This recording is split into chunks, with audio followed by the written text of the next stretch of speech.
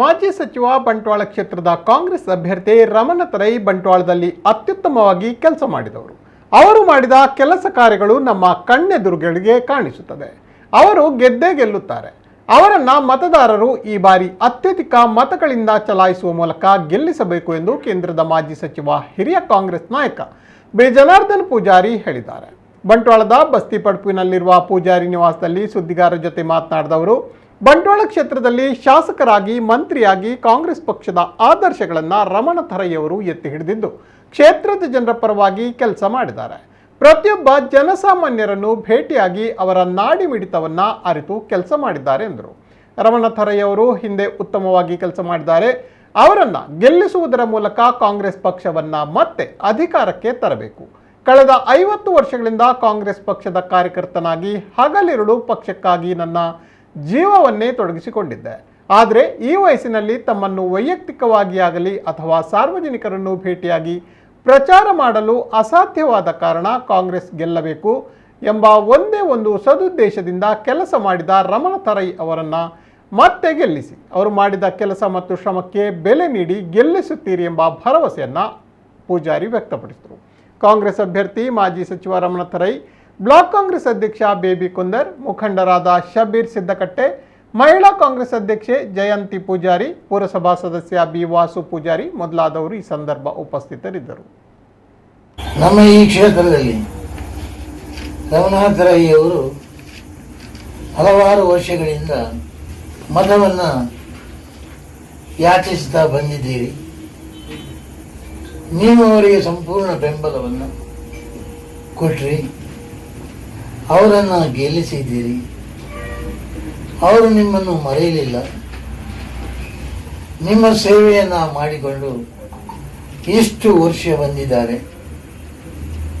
ಎಲ್ಲಿಯವರೆಗೆ ಅಂತ ಹೇಳಿದರೆ, ನಾನು ರಾತ್ರಿ ಕೂಡ ಪ್ರಚಾರ ಮಾಡಿಕೊಂಡು ಹೋದಾಗ ಅವರು ರಸ್ತೆಯ ಬದಿಯಲ್ಲಿ ಪ್ರಚಾರವನ್ನು ಮಾಡಿಕೊಂಡು ಹೋಗ್ತಾ ಇದ್ದರು.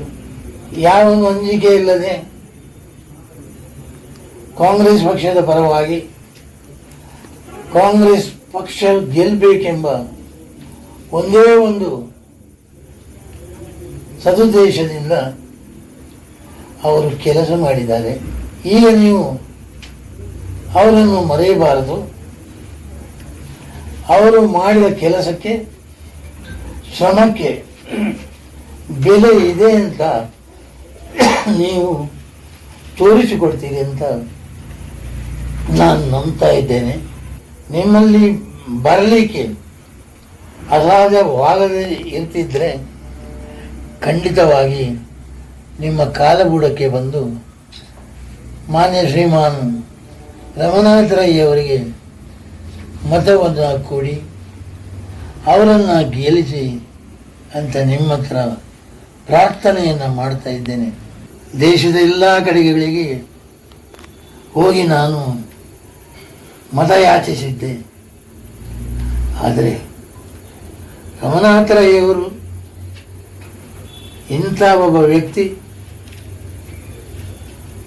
ಮಾಡುವ ಶ್ರಮವನ್ನು ನೋಡಿದರೆ, ಇಂಥ ವ್ಯಕ್ತಿಗಳು ಈ ದೇಶಕ್ಕೆ ಅಗತ್ಯವಿದೆ.